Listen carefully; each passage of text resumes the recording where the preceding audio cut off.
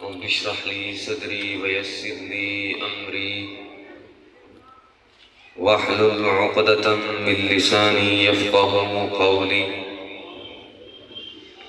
رضيت بالله ربا وبالإسلام دينا وبمحمد صلى الله عليه وسلم نبيا ورسولا. مولاي صل وسلم دائما أبدا على حبيبك خير الخلق كلهم منزه عن شريك في محاسنه فجوهر الحسن فيه غير منقسم. محمد ذكره روح لأنفسنا محمد شكره فرض على الأمم. رب صل وسلم دائما أبدا على حبيبك خير الخلق كلهم. يا رب بالمصطفى بلغ مقاصدنا واغفر لنا ما مضى يا واسع الكرم. إن الله وملائكته يصلون على النبي يا أيها الذين آمنوا صلوا عليه وسلموا تسلیما. خشک شاخوں کو وہ تازہ گلاب دیتے ہیں،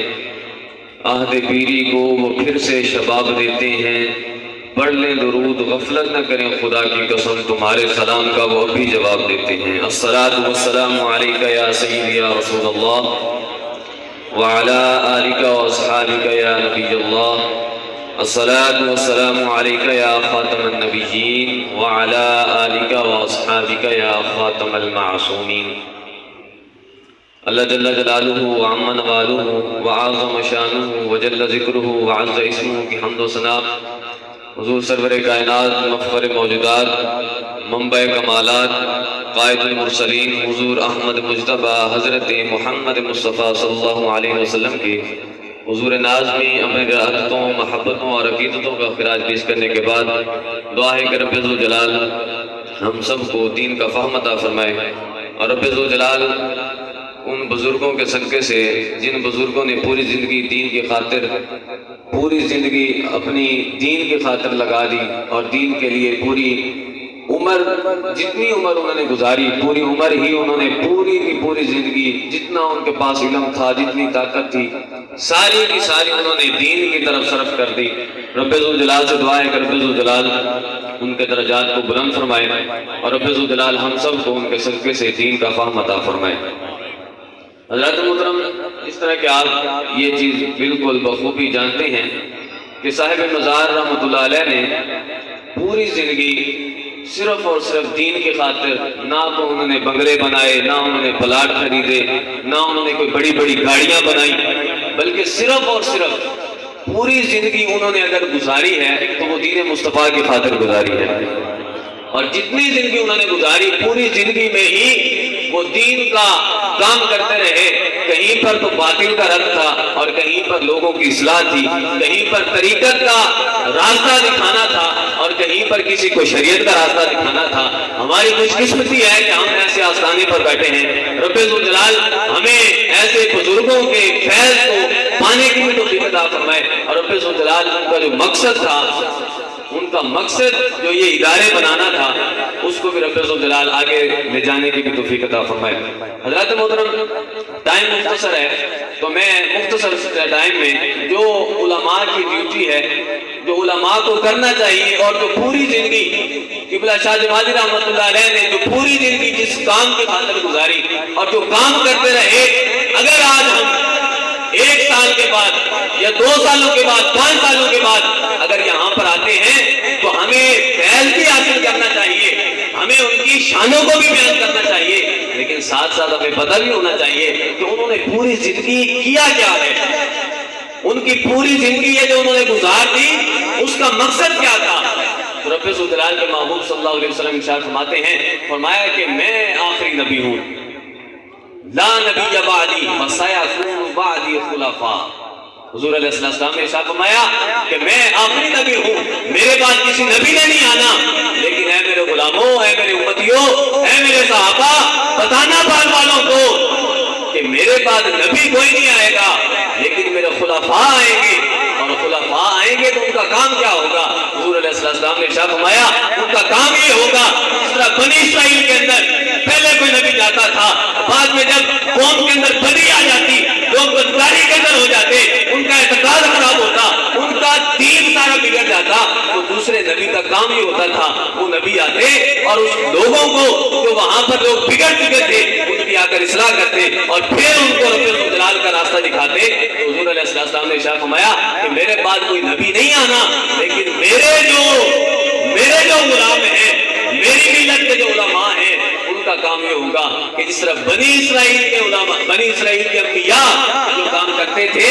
تو میری امت کے جو علماء ہیں وہ اس فریضہ سر انجام دیں گے۔ تو یہ آپ خود جانتے ہیں کہ قبلہ پیر اکرم شاہ جمالی رحمۃ اللہ علیہ نے جو کام کیا کیا وہ حدیث پاک کے مطابق نہیں ہے؟ مزید سنیے، حضور علیہ السلام نے ارشاد فرمایا، حضور نے ارشاد فرمایا یحمل هذا العلم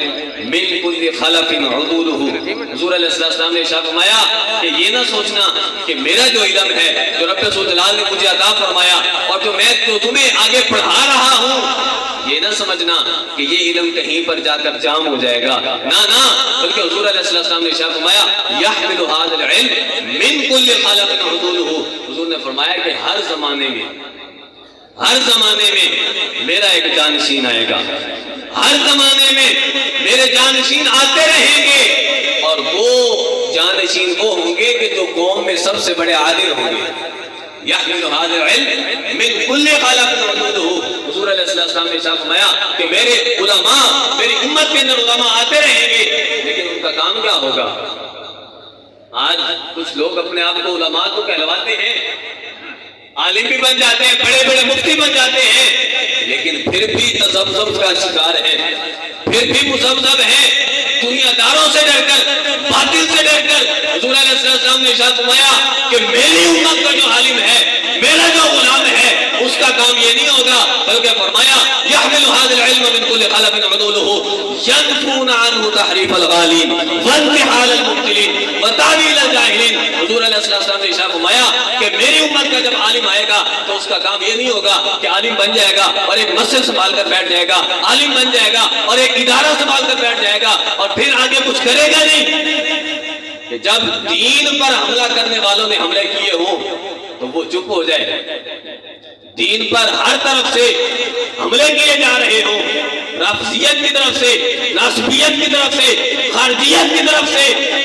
اصحاب کرام علیہ رضوان کو تبرہ کیا جا رہا ہو، آل بیت کے خلاف بکا جا رہا ہو اور دین کے خلاف بکا جا رہا ہو، قرآن پاک کے خلاف بکا جا رہا ہو، اور یہ عالم گھر میں بیٹھ جائے چپ کر کے۔ حضور نے ارشاد فرمایا کہ میری امت کا عالم ایسا نہیں ہوگا، فرمایا یحمل هذا العلم من كل خلف عضوله،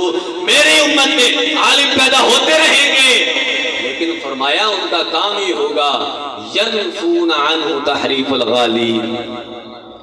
کہ دین کے لحاظ سے، دین کے معاملے میں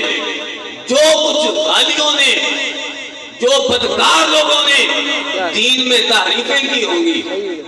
کہ دین کچھ کہتا ہو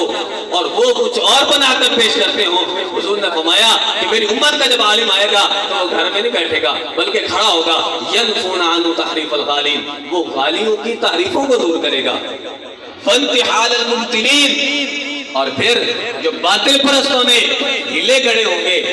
ان کو دور کرے گا، وتأویل الجاہلین۔ اور حضور نے فرمایا کہ میری امت کے عالم کا تیسرا کام یہ ہے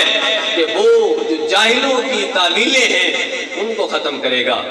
تو یہ ہے حقیقی عالم۔ عالم بننا آسان ہے، عالم کہلوانا آسان ہے، لیکن قربان جائیں حضور علیہ السلام کے ان غلاموں پر کہ جنہوں نے حضور علیہ السلام کا علم بھی سیکھا اور 14 صدیوں میں انہوں نے ہر صدی کے اندر جب بھی کسی باطل نے اپنا سر اٹھایا انہوں نے ہر باطل کو کچلا، اور اس کے اندر ہر صدی کے مجدد اپنی جگہ۔ لیکن میں دیکھتا ہوں 14 صدیوں سے لے کر آج تک دیکھیں اس مرد مجاہد کو اور سوچیں کہ کیا انہوں نے دین کے معاملے میں کسی سے کمپرومائز کیا ہو؟ جو حقیقی حضور علیہ السلام کے علم کے وارث ہیں، علم کا وارث، انبیاء کا وارث ہونا، کہلوانا آسان ہے لیکن بننا بہت مشکل ہے۔ جتنی بڑی ذمہ داری ہو اتنے بڑی اس میں احتیاطیں ہوتی ہیں، اتنی بڑی ڈیوٹی دینی پڑتی ہے، تو حضور علیہ السلام کا سچا جانشین وہ بنے گا۔ اور 14 صدیوں سے ہم دیکھ رہے ہیں، حضرت سیدنا صدیق اکبر سے لے کر آج تک اتنی صدیاں گزر گئی، لیکن حقیقی علماء وہ تھے کہ جنہوں نے جب بھی باطل نے سر اٹھایا، یزیدیت نے سر اٹھایا، یا کسی بھی چیز نے سر اٹھایا، قادیانیت نے سر اٹھایا، رافضیت نے، ناصریت نے، خارجیت نے، تو انہوں نے ہر مقام پر ان کا بدلہ لیا۔ تو حقیقی طور پر عالم ہونا یہ ہے، لہذا ہم بڑے خوش قسمت ہیں کہ ہم ایسے عالم دین کے پہلو میں آئے ہیں جو طریقت کا بھی راستہ دکھاتے ہیں اور شریعت کا راستہ بھی دکھاتے ہیں، جو اگر رائے سلوک پر چلتے ہیں تو لوگوں کو چلا دیتے ہیں، لیکن اگر شریعت کو بتانے کی طرف آتے ہیں تو اتنے بڑے بڑے علماء کو پیدا کر دیتے ہیں۔ تو رب ذوالجلال سے دعا ہے کہ ہم سب کو علم دین کا فہم عطا فرمائے، اور رب ذوالجلال سے دعا ہے کہ ہم سب کو علم نافع کی دولت سے مالا مال فرمائے، اور رب ذوالجلال ہم سب کو دین پر عمل پیرا ہونے کی توفیق عطا فرمائے۔ آمین۔ وما علینا الا البلاغ۔